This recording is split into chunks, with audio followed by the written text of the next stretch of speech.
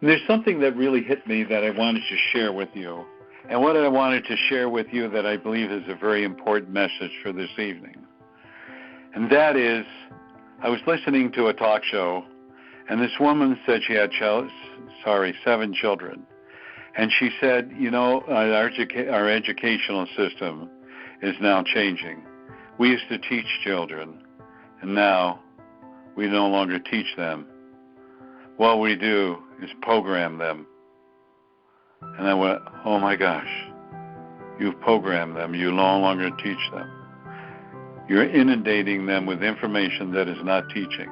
Now, I'm not saying every teacher does that or every school does that, but I'm beginning to look at that. And part of the message the True Source said, that we need to go back to our roots. And that's what I want to share with you this evening, going back to your roots. And a couple of my clients and students said, in San Diego, every year the sand washes away from the beaches and there's rocks, and they have to bring in tons and tons of sand in. And every year it disappears, and they asked me why. And then I was told to use this analogy. If you want to purify something, you'll take a container that drains on the bottom, and you'll put in big rocks, then you put in sand, then you put in little gravel. And by the time the water comes out at the end, it's purified. And that's what the oceans and Mother Earth and nature spirits are doing. They're taking the sand and using it to purify the oceans. Now, this could be going on for 15 or 20 years in San Diego, but I also understand it goes on in other, areas where they have beaches. And this not only applies to the oceans, but also the lakes. And what's really even more interesting is that when we understand what is going on, that we have a symbiotic relationship with Mother Earth. And I want you to know that it's important, the True Source, for me to talk to each one of you, for us to go back to our roots. And what is our roots? Think about it. Life was more challenging, but a lot easier. We did things out of love and joy. We ate whole foods. They were no longer processed foods. They weren't GMOs. And now we call them organic foods. And that we spend more time with our families. And our life wasn't with electronics, but it's about sharing our stories with our family, sharing the love, looking after our family.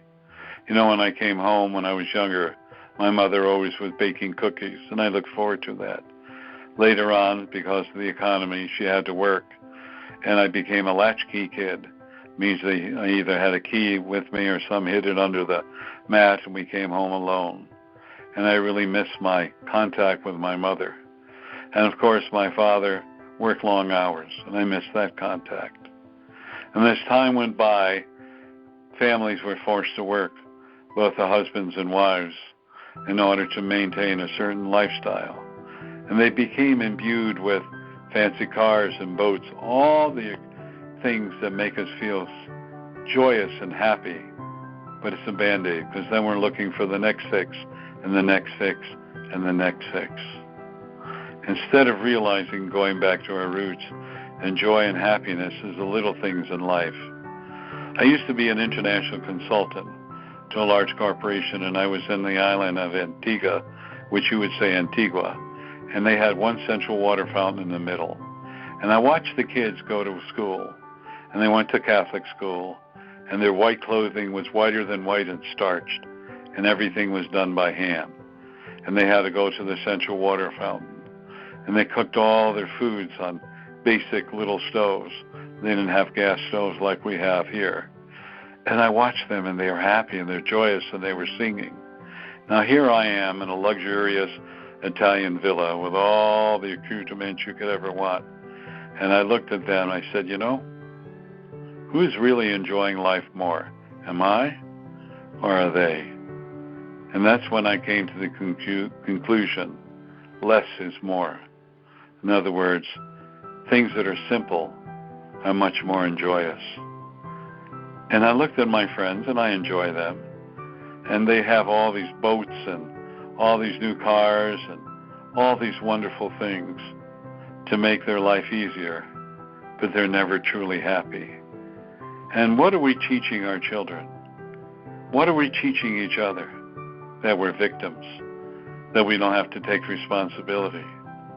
And in doing that, what is our legacy? And our legacy now is to go back to our roots, to go back to the basics in life, that whatever brings you joy. Not all the electronic toys. I realize that we have to have electronic toys. And then I began to look at that, going back to our roots. And I remembered when I was at school, they had flashcards. How much is 7 and 7? The answer was on the back. And we had flashcards for division, multiplication, subtraction, additions, and all those kind of flashcards. And before we had the computers, they used slide rules or whatever. But when you wrote down, you did the math by hand, there are over 10,000 neural pathways that are activated. And my number could be off, could be a little higher, but I know it's not lower. How much are we learning when we use a computer or the cash register computer? The younger people, and even the older people, do not know how to make change unless the register tells them how to do that, which is nothing but a computer. And I love to have fun. I get something that's 98 cents, and I give them $1.03. Well, you gave me too much money. I said, well, just ring it up. Oh, you want a nickel back?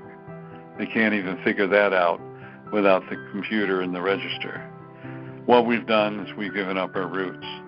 We've let ourselves be seduced by electronics, and we become seduced on electronics, which was supposed to make our life easier and life more enjoyable. It took over and is taking over our lives. So we really don't have the simple joys of life.